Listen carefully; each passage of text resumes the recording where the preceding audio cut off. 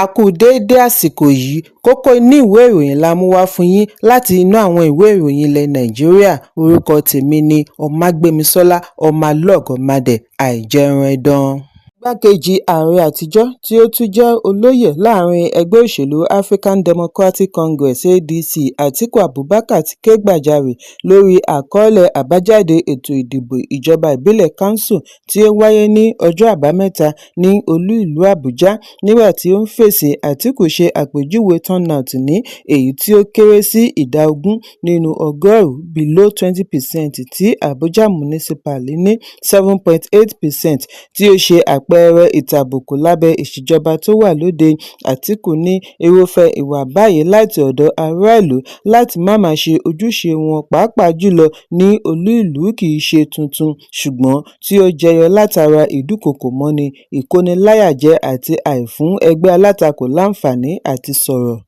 Waziri ìlú Adamawa fi ẹ̀sùn kan ìṣèjọba tí ààrẹ Bọ́lá Tinubu ń darí wípé ó ń fúngun mọ́ ìṣèjọba àwaarawa. Ó ní nígbà tí aráàlú bá ti sọ ìgbàgbọ́ nù wípé ìbò wọn kò jẹ́ nǹkan kan, ìjọba àwaarawa ń kú lọ nìyẹn. Wọ́n sì ti ń dóoru pa ìjọba democracy Nàìjíríà díẹ̀díẹ̀ ní ọ̀nà tí ó burú. Atiku ṣe ìkìlọ̀ wípé èyí kìí ṣe nípa ẹgbẹ́ òṣèlú ṣùgbọ́n ọ̀nà àti dáàbò bo orílẹ̀-èdè. Àsìkò láti wà ní òṣùṣù ọwọ̀ láti gba orílẹ̀-èdè kalẹ̀ ti tó. Ẹ̀kúnrẹ́rẹ́ ìròyìn wà nínú ìwé ìròyìn Vanguard tó jáde lónìí. Ikọ̀ òṣìṣẹ́ àjọ tó ń gbógun ti títà, rírà àti mímu egbògi olóró NDLEA ti ba ìgbìyànjú àwọn elégbògi olóró kan tí wọ́n fẹ́ gbé egbògi olóró cocaine àti oplex gba ẹnu ibodè Sèmè ní ìpínlẹ̀ Èkó jẹ́ àti pápákọ̀ òfurufú Mallam Aminu Kano International Airport Mákíá bí wọ́n ti fi ọwọ́ ṣìkún òfin mú obìnrin kan tí ó tọ́jú egbògi olóró pamọ́ sí ikùn bí ó ti díbọ́n bí ẹni lóyún, pẹ̀lú real estate kan tí wọ́n fi ẹ̀sùn kàn wípé ó ń darí ẹgbẹ́ elégbògi olóró. Ọjọ́ 16 oṣù kejì ọdún 2026 ni àwọn òṣìṣẹ́ àjọ NDLEA rẹ́bùrú Rabi Muhammed, ẹni ọdún 35 tí ó fi ìlú Kano ṣebùgbé níbi ìgbìyànjú àti gba ẹnu ibodè kọjá sí Cotonou, ilẹ̀ olómìnira Benin. Bí ó tilẹ̀ jẹ́ wípé ó jọ bí ìgbà tí obìnrin yìí lóyún oṣù 9, ìwádìí ṣe àfihàn wípé oyún bómúbómú ló ní. Àjọ NDLEA ṣe àwárí 3,200 kóró tramadol tí wọ́n dì ní àrà ọ̀tọ̀ mọ́ra bí ìgbà tí obìnrin ní oyún. Ọjọ́ yìí kan náà ni ọwọ́ tún ba ará Ivory Coast ẹni ọdún 41 Michael Gouhouri tí wọ́n tún mọ̀ sí Anouar Oyiye Michael ní Mákíá níbi wọ́n ti ń yẹ èrò Ethiopia lọ Milan nípasẹ̀ Addis Ababa. Àyẹ̀wò ara body scan ṣe àfihàn egbògi olóró tí ó gbémì. Lábẹ́ àyẹ̀wò yìí ni ọ̀bọ rẹ̀ fi ṣùwín dúndùn láì ìdí 82 cocaine, 82 wraps of cocaine tí ìwọ̀n rẹ̀ gbé 1.49 kg. Wọ́n ní wọ́n ti ṣèlérí £5,000 fún un bí ó bá ṣe àṣeyọrí ní Milan. Ìwádìí sọ di mímọ̀ wípé ó ti rin ìrìn àjò láàrin Èkó, Enugu àti Kano kí ó tó gbé egbògi olóró wọ̀nyí mì nínú ilé ìtura kan ní ìlú Kano. Ẹ̀kúnrẹ́rẹ́ ìròyìn wà nínú ìwé ìròyìn Vanguard tó jáde lónìí. Mínísítà fún ìgbòkègbodò ọkọ̀ òfurufú Festus Keyamo ti ní ọmọ Nàìjíríà ti sọ̀rọ̀ fúnra wọn níbi ètò ìdìbò tí wọ́n ṣẹ̀ṣẹ̀ parí ní ìlú Àbújá àti àwọn by-elections tí ó wáyé ní ìpínlẹ̀ Rivers àti Kano. Keyamo sọ èyí lánàá lórí ẹ̀rọ abánidọ́rẹ̀ẹ́ X. Ìròyìn jábọ̀ wípé àjọ elétò ìdìbò INEC ṣe àgbékalẹ̀ ètò ìdìbò ìjọba ìbílẹ̀ Council ní ìlú Àbújá àti by-election Rivers àti Kano ní ọjọ́ Àbámẹ́ta ọjọ́ 21 oṣù kejì ọdún 2026. Níbi ó ti ń fèsì ní mínísítà ti ní àwọn ojúlówó ọmọ Nàìjíríà ti sọ̀rọ̀ fúnra wọn, kìí ṣe àwọn tí wọ́n dí gẹrẹwu síwájú kámẹ́rà ní ilé ìgbìmọ̀ tí wọ́n láwọn ṣe agbẹnusọ ọmọ orílẹ̀-èdè. Mínísítà ní kìí ṣe àwọn aláwàdà akọ̀ròyìn tí wọn kò mọ ibùdó ìdìbò abúlé wọn tí wọ́n jókòó kalẹ̀ sínú stúdíò kan máa wí pé àwọn ń jà fún ará ìlú pẹ̀lú àwọn alátakò táwọn náà ní àwọn ń jà fún ará ìlú. Ẹ̀kúnrẹ́rẹ́ ìròyìn wà nínú ìwé ìròyìn Daily Post tó jáde lónìí. èrò ọkọ̀ alùpùpù méjì ni a gbọ́ wípé àṣìta ìbọn láti ọ̀dọ̀ ọlọ́pàá operation stop and search ṣekú pa ní ojúnà ẹnu-ibodè ìpínlẹ̀ èkó sí ògùn old ọ̀tà road ní ọjọ́ ẹtì gẹ́gẹ́ bí ẹni ọ̀rọ̀ ṣojú rẹ̀ ṣe ṣàlàyé fún akọ̀ròyìn. ẹni ọ̀rọ̀ ṣojú rẹ̀ tí kò fẹ́ dárúkọ ara rẹ̀ yìí ní ìṣẹ̀lẹ̀ yìí wáyé láàrin aago 5 ìrọ̀lẹ́ bí àwọn òṣìṣẹ́ ọlọ́pàá ṣe dá ọkọ̀ kan dúró tí ìyẹn kọ̀ láti dúró ni wọ́n ní ọ̀kan nínú àwọn ọlọ́pàá yìí yìnbọn sí ọ̀ọ́kán ọkọ̀ yìí kí ó tó lọ ba èrò orí ọ̀kadà tí wọ́n ń bọ̀ jẹ́jẹ́ tiwọn. ẹni yìí ṣàlàyé wípé láti ọ̀ọ́kán ilé rẹ̀ ni òun ti rí bí ìṣẹ̀lẹ̀ yìí ṣe wáyé. lọ́gán tí ìbọn pa èrò orí ọ̀kadà méjèèjì ni rògbòdìyàn bẹ́ sílẹ̀. ọpẹ́lọpẹ́ àwọn òṣìṣẹ́ ológun tí wọ́n tètè dá sí i àti ọba agbègbè ni kò jẹ́ kí rògbòdìyàn yìí fẹjú kẹ̀kẹ́ sí i. àwọn ará àdúgbò ni wọ́n ti ń wòye ohun tí ó lè tẹ̀yìn rẹ̀ yọ láti ìgbà tí ìṣẹ̀lẹ̀ yìí ti wáyé kí ìjà ẹ̀sùn má bàa bẹ́ sílẹ̀ tako àwọn ọlọ́pàá. ọ̀kan nínú àwọn olóògbé yìí ni wọ́n pè ní òṣìṣẹ́ ìjọba civil servant. alūkkóró ọlọ́pàá ìpínlẹ̀ abímbọ́lá adébísí fìdí ìṣẹ̀lẹ̀ yìí múlẹ̀ bí ó ti ní wọ́n ti fi ọwọ́ ṣìkún òfin mú àwọn òṣìṣẹ́ ọlọ́pàá tí wọ́n lọ́wọ́ nínú ìṣẹ̀lẹ̀ ọ̀hún ní kọmíṣánná ọlọ́pàá moshood jimoh ti pàṣẹ kí wọ́n bẹ̀rẹ̀ ìwádìí tó jinlẹ̀. ó wáá fi dá àwọn olùgbé lójú wípé wọn yóò gba ìdájọ́ òdodo. ìṣẹ̀lẹ̀ yìí ti dá awuyewuye sílẹ̀ lórí ẹ̀rọ abánidọ́rẹ̀ẹ́ lórí bí àwọn ọlọ́pàá àdúgbò yìí ṣe ń kan onímọ́tò lábùkù. àwọn mìíràn ṣe àfihàn ìrírí wọn lára wọn ní @debbie_bold tí ó ṣàlàyé ọjọ́ tí wọ́n dá a dúró láì wo ti ọmọbìnrin rẹ̀ tó ń gbé lọ ilé ìwòsàn. ó ní fún 40 ìṣẹ́jú ni wọ́n fi dá òun dúró nítorí òun kọ̀ àti fún wọn lówó. ẹ̀kúnrẹ́rẹ́ ìròyìn wà nínú ìwé ìròyìn punch tó jáde lónìí. ikọ̀ òṣìṣẹ́ àjọ tó ń gbógun ti ìwà ìbàjẹ́ àti ìṣòwò ìlú kùmọ̀kùmọ̀ efcc ti fi ọwọ́ ṣìkún òfin mú àfúrásì 20 lórí ẹ̀sùn àṣemáṣe nídìí ètò ìdìbò tí wọ́n ṣẹ̀ṣẹ̀ parí ní olú ìlú àbújá.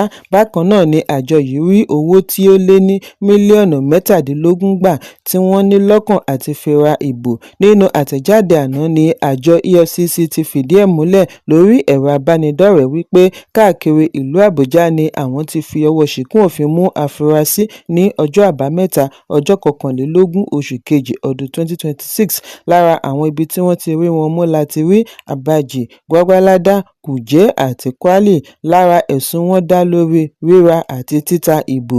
ọ̀kan nínú àwọn afurasí wọ̀nyí ni wọ́n mú pẹ̀lú 13,500,000 naira nínú ọkọ̀ tí wọ́n wà kalẹ̀ sítòsí ibùdó ìdìbò ní ìjọba ìbílẹ̀ kwali. efcc ní gbogbo wọn ni wọ́n á fi ojú wọn ba ilé-ẹjọ́ lẹ́yìn tí ìwádìí bá parí. ìdìbò ọjọ́ àbámẹ́ta ni ó wáyé ní ìjọba ìbílẹ̀ kanṣu 6 ní àbújá abaji buhari gwagwalada kùjẹ́ kwali àti abuja municipal area council amac. àwọn alámòjútó ìdìbò election observer títí kan àwọn tí wọ́n wá láti center for democracy and development ccd west africa ṣe àkọọ́lẹ̀ owó tí wọ́n fi ń lò tí ó bẹ̀rẹ̀ láti ẹgbẹ̀rún náírà dórí ẹgbẹ̀rún 5 náírà. olùdìbò kọ̀ọ̀kan ní ọ̀pọ̀lọpọ̀ ibùdó ìdìbò pàápàá jùlọ ní gwagwalada àti kùjẹ́. àbájáde èsì ìdìbò tí àjọ elétò ìdìbò inec kéde lánàá ṣe àfihàn bí ẹgbẹ́ òṣèlú all progressives congress apc ṣe ṣàṣeyọrí ní ìjọba ìbílẹ̀ 5 nínú 6 tí ìdìbò ti wáyé tí ẹgbẹ́ òṣèlú people's democratic party pdp ní ẹyọ kan ṣoṣo. ẹ̀kúnrẹ́rẹ́ ìròyìn wà nínú ìwé ìròyìn punch tó jáde lónìí. ẹgbẹ́ islamic state west africa province iswap ni a gbọ́ wípé wọ́n lọ ṣe ìkọlù sí ibi ìpàgọ́ ológun garamajili ní ìpínlẹ̀ adamawa ní ọjọ́ ìṣẹ́gun tí wọ́n sì ṣekú pa ológun 2 níbi ìjàkú akátá 20 ìṣẹ́jú pẹ̀lú ìbọn tí ó wáyé. ọ̀jọ̀gbọ́n lórí ààbò láti sahel brant philip ni ó ṣe àfihàn yìí lónìí lórí ẹ̀rọ abánidọ́rẹ̀ẹ́. gẹ́gẹ́ bí àlàyé àwọn agbésùmọ̀mí gba gbogbo àyíká ibi ìpàgọ́ ológun kọ́nà sí tí wọ́n fi run ọkọ̀ ológun 3. bákan náà ni a gbọ́ wípé wọ́n jí ọ̀pọ̀lọpọ̀ ohun ìjà olóró níbi ìkọlù. iswap ní èyí jẹ́ ara ìgbésẹ̀ ètò tí wọ́n ṣẹ̀ṣẹ̀ gùn lé tí wọ́n pe àkọlé rẹ̀ ní dáná sun ìpàgọ́ burn the camps. wọ́n ní èyí jẹ́ ìgbà àkọ́kọ́ tí ẹgbẹ́ yìí ṣe ìkọlù sí ìpàgọ́ iléeṣẹ́ ológun ní ìpínlẹ̀ adamawa. ẹ̀kúnrẹ́rẹ́ ìròyìn wà nínú ìwé ìròyìn daily post tó jáde lónìí. Oníṣòwò àti aláfẹ́ ọmọ Nàìjíríà Emeka Okonkwo tí gbogbo ènìyàn mọ̀ sí e-money ti kan Streema Carter Efe lábùkù lórí bí ó ṣe ba ọkọ̀ tuntun tí ó fi ta lọ́rẹ jẹ́ níbi ìfigagbága pẹ̀lú akẹgbẹ́ rẹ̀ Pella. Ìròyìn jábọ̀ wípé Carter Efe àti Pella ya èrò ìwòran wọn lẹ́nu lẹ́yìn tí wọ́n jọ fi ìbínú ba ọkọ̀ ara wọn jẹ́ níbi livestream tí ń lọ lọ́wọ́ ní ọjọ́ Àbámẹ́ta.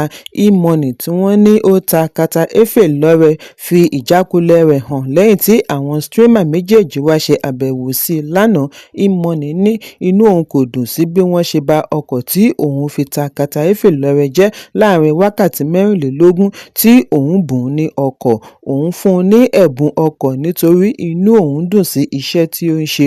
Ó sì mọ̀ wípé ọ̀pọ̀ èrò ló ń wò ó, ṣùgbọ́n àṣìṣe ti wá ná, òun dáríjì kí irúfẹ́ ìwà báyìí má tún wáyé mọ́. Ọ̀rọ̀ wọ̀nyí ni wọ́n ń gbọ́ tí e-money ń sọ lórí livestream nígbà tí wọ́n wá ṣe àbẹ̀wò sí i.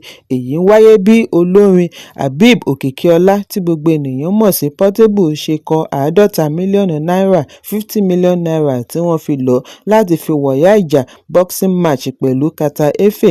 Olùdásílẹ̀ iléeṣẹ́ orin Soso Sobere-Kon ni ó ṣe àgbékalẹ̀ owó yìí níbi livestream tí ó wáyé láìpẹ́ pẹ̀lú Carter Efe tí ìyẹn náà sì gbà bí ó ti ń rọ̀ kí ó fi ọjọ́ sí i pẹ̀lú ibi ìṣẹ̀lẹ̀ venue.